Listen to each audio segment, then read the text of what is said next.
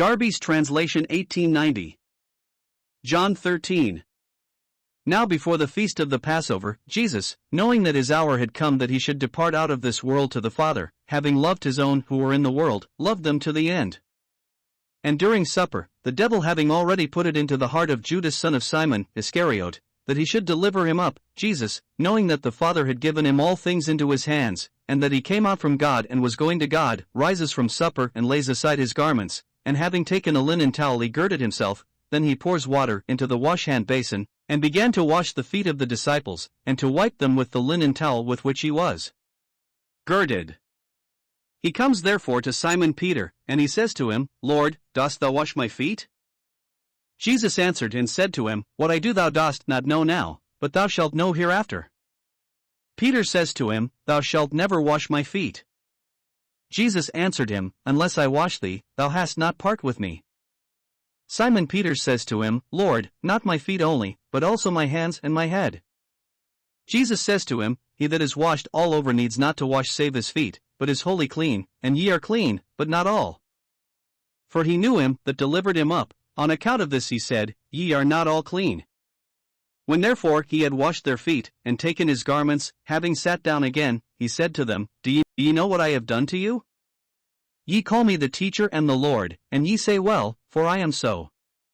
If I therefore, the Lord and the teacher, have washed your feet, ye also ought to wash one another's feet, for I have given you an example that, as I have done to you, ye should do also. Verily, verily, I say to you, the bondman is not greater than his Lord, nor the sent greater than he who has sent him. If ye know these things, blessed are ye if ye do them. I speak not of you all. I know those whom I have chosen, but that the scripture might be fulfilled, he that eats bread with me has lifted up his heel against me.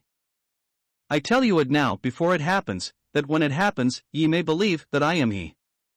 Verily, verily, I say to you, he who receives whomsoever I shall send receives me, and he that receives me receives him who has sent me. Having said these things, Jesus was troubled in spirit, and testified and said, Verily, verily, I say to you, that one of you shall deliver me up. The disciples therefore looked one on another, doubting of whom he spoke. Now there was at table one of his disciples in the bosom of Jesus, whom Jesus loved. Simon Peter makes a sign therefore to him to ask who it might be of whom he spoke. But he, leaning on the breast of Jesus, says to him, Lord, who is it? Jesus answers, He it is to whom I, after I have dipped the morsel, give it.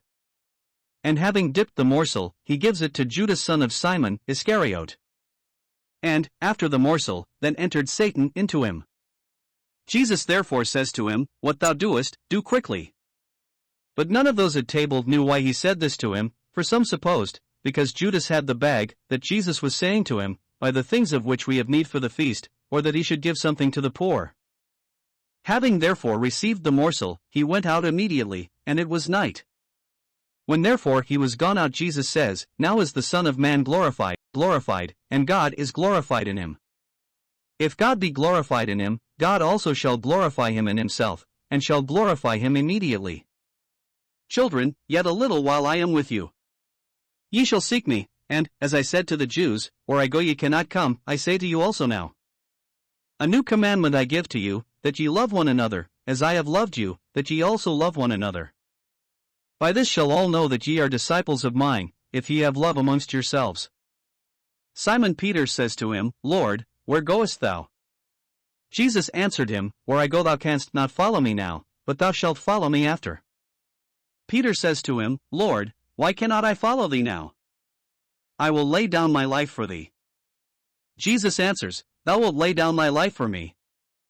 Verily, verily, I say to thee, the cock shall not crow till thou hast denied me thrice. John 13. By F. B. Hole. This chapter therefore begins with a description of the spirit in which Jesus gathered his disciples together for the last Passover supper. The other Gospels have told us all we need to know as to the surrounding circumstances. Here we are made aware of the atmosphere of divine love which graced the occasion. He was in the full knowledge of his approaching death, which is viewed as a departure out of the judged cosmos to the Father, whilst he leaves behind in the cosmos a few who are recognized as his own. He had spoken of these in chapter 10 as his own sheep, indicating that he would lay down his life for them. Now we discover how his love had been set upon them. He loved to the end, which as regards this world was death, but since death itself is but the door into life eternal for them, the love abides to eternity. The first 3 verses uncover to our eyes things which otherwise were only known to God. Who could adequately read the love that filled the heart of Christ? Who could discern the hatred and craft of the devil which led him at that moment to inject the fatal thought of treachery into the heart of Judas? And who else was privy to that which filled the mind of Jesus in that sacred hour? We are permitted to know, however. As he faced the death by which he would depart to the Father, nothing was hidden from his eyes. He knew that he had come from God in order that he might carry to perfection both the revelation of God and the redemption of men. He knew that he was going to God in risen life as the firstfruits of a great harvest of blessing, the head of a new creation. And he knew that though he was going forth to submit himself to the hands of evil men, the Father had in reality given all things into his hands of perfect administration. Everything lies at his disposal, and the prediction of Isaiah, "The pleasure of the Lord shall prosper in his hand," shall surely be fulfilled. In the full consciousness of all this, he took the humble place of service in the midst of his gathered disciples. The pleasure of Jehovah is to prosper in the hand of the servant of Jehovah. In the coming day of glory he will cause that pleasure to prosper throughout a wide universe of blessing, but on the eve of his suffering he caused it to prosper by using his hands to wash the disciples' feet. In this he was the servant of the Lord as much as he will be in the coming day, and both forms of service are alike wonderful. He was serving God in serving them. Peter's impetuous remonstrance was overruled to make plain the significance of all this. The marvelous humility of it was very obvious to him, and it prompted his remonstrance. He was plainly told, however, that he did not know the real meaning of the Lord's action, but that when the Spirit was come he should know it. We should understand it too. What then was its significance? The words of Jesus, recorded in verse 8, provide us with the key. He spoke of "part with me," and if we are to have the happiness of sharing with him, he must render to us the service symbolized by feet washing. By our feet we come into contact with the earth, and the dust and defilement which this involves must be removed from us. The Lord's words in verse 10 throw further light on the matter. He used 2 words for wash, the first of which means to wash all over, or bathe. He said, therefore, that he who is bathed needs only to wash his feet, thus alluding very evidently to the twofold washing of the priests, the bathing when they were consecrated, Leviticus 8 verse 6, which was once for all, and the subsequent frequent washings of hands and feet whenever the sanctuary was entered, Exodus 30 verse 19. This once-for-all bathing is ours when we are born again.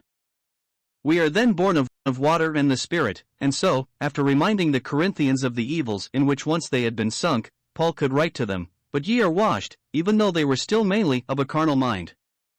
So here, the Lord said to the disciples, "Ye are clean," adding, "but not all," with Judas in mind.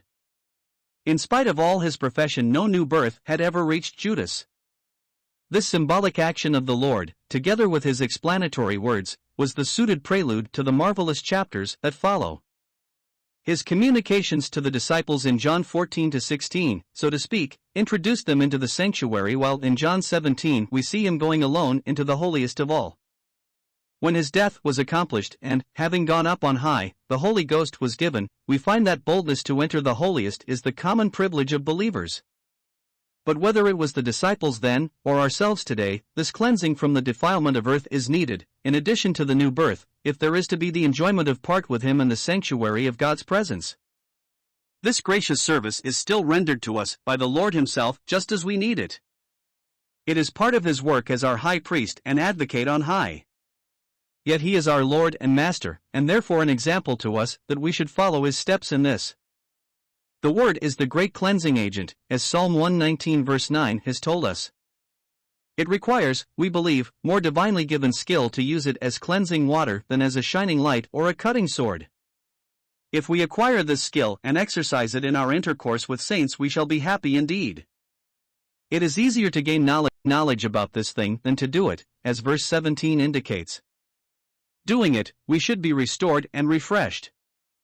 In keeping with this is the exhortation of Galatians 6 verse 1, yet spiritual feet washing would deal with defilements which, though touching the heart and mind, have not as yet led to being overtaken in a fault. If we knew better how to do this thing, we should often be instrumental in preserving one another from being overtaken and suffering a fall. The moment had now come for Judas to be exposed in his true character. At the close of chapter 6, we find words of the Lord recorded which show that he thoroughly knew him from the outset.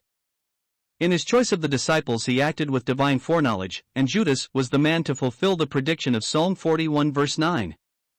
Nevertheless, he had been commissioned and sent by the Lord as much as the others, and those who received him and them had received his master, and God himself, from whom the Lord had come. The personal unworthiness of the servant did not vitiate this great principle. Yet the terrible fall of Judas was a real grief to the heart of the Lord, which was not lessened by his divine foreknowledge, which enabled him to see the end from the beginning. The Lord's emphatic pronouncement that one of the chosen 12 was about to reveal himself as a traitor also carried trouble into the minds of the disciples, and verse 22 bears witness to the fact that no suspicion of Judas was lurking in their minds. He appeared perfectly sincere to their eyes, so much so that the common purse had been entrusted to him. The craft of satanic camouflage is well-nigh perfect. Has there ever been a more striking illustration of what is stated in 2 Corinthians 11 verses 13 to 15? Who is it? That was the delicate question, and only one disciple was at that moment qualified to ask it. The bodily position of the disciple whom Jesus loved was an index of the state of his mind. Peter felt this and prompted the inquiry. The answer was given in a symbolic fashion. It was a mark of distinction for a guest to receive a dipped morsel from the host. But the honored disciple was to prove the traitor. We can discern 3 steps in his fall. First, there was the unjudged covetousness which led him to become even a thief, John 12 verse 6. Then came the action of Satan, putting it into his mind to recoup himself in part, John 13 verse 2, since the 300 pence which the ointment represented had not come into his hands, and he finally settled for 10% of this sum. Lastly, Satan entered into him. The master spirit of evil took personal control, that there might be no slip in the arrangements that should encompass the Lord's death. The Lord accepted the situation and bade him act quickly. It seems that even Satan could not freely move in the matter without divine permission, but that granted, under the imperative control of Satan, Judas rose and left. He went out into the night, in more senses than one. Within the upper chamber a sense of ease prevailed when Judas had gone out into the night. Relieved of his presence, the Lord at once began his farewell discourse, which shed divine light on all that was impending. At last he could speak with all freedom, though his disciples as yet had but little apprehension of his meaning. The first 2 sentences that he uttered present us with a marvelous summary. Each sentence furnishes 2 great facts. The hour had just struck when the Son of Man should have been glorified in public fashion, as the prophets had said.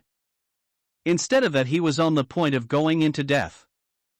But wondrous fact, in that very death he was going to be glorified, inasmuch as every divine and human excellence, which was intrinsically his, would there be brought into brightest display. Connected with this is the second fact, that God was perfectly glorified in him. In the first man and in his race God had been utterly misrepresented and dishonored. In his death the perfect revelation of God was carried to its climax, his character and nature vindicated and displayed. Then further, in answer to this glorifying of God, there is to be the glorifying of the Son of Man in God himself. Christ is now hidden in God, as Colossians 3 verse 3 infers, but he is hidden there as the glorified one. That the Son of Man should be glorified in this way had not been previously revealed. So this fact gives an unexpected turn to events, as does also the second fact of this verse, that this hidden glorification should take place straightway. No waiting until the visible kingdom for this. But on the fact of this present and hidden glory hangs the shedding forth of the Spirit to indwell believers, and consequently all the privilege and blessing which is properly Christian. The glorifying of Christ in this heavenly and immediate way involved, however, the severing of existing links upon an earthly basis with his disciples, for at that moment they could not follow him into his new place. Here for the first time does the Lord address his disciples as children, viewing them as those who had been introduced into the family of God, according to verse 12 of John 1. It is remarkable how much of John's first epistle is based upon the Lord's words recorded in verse 34. We enter the divine family by being born of God, and the very life of the family is love, for God is love. The Lord makes it plain that while he is in the hidden glory of heaven, the children, left in the world of darkness and hatred, are to prove their discipleship by manifesting love. Glory there, and love here, was the divine thought. The former is perfect, but, alas, how imperfect the latter! This approaching separation was a puzzle as well as a grief to the disciples, and Peter voiced their difficulty. His question drew forth the assurance that neither he nor any other could follow him then, as he passed through death into his risen glory, yet ultimately they should be there. There was a special meaning in the remark in Peter's case, as we can see by turning to John 21 verses 18 to 19, yet it surely has an application to all of us. He has made a way through death into resurrection that we all have to tread. Peter, not being content with the Lord's assurance, only revealed his own foolish self-confidence. In that solemn hour the self-confident boaster was exposed, just as the traitor had been.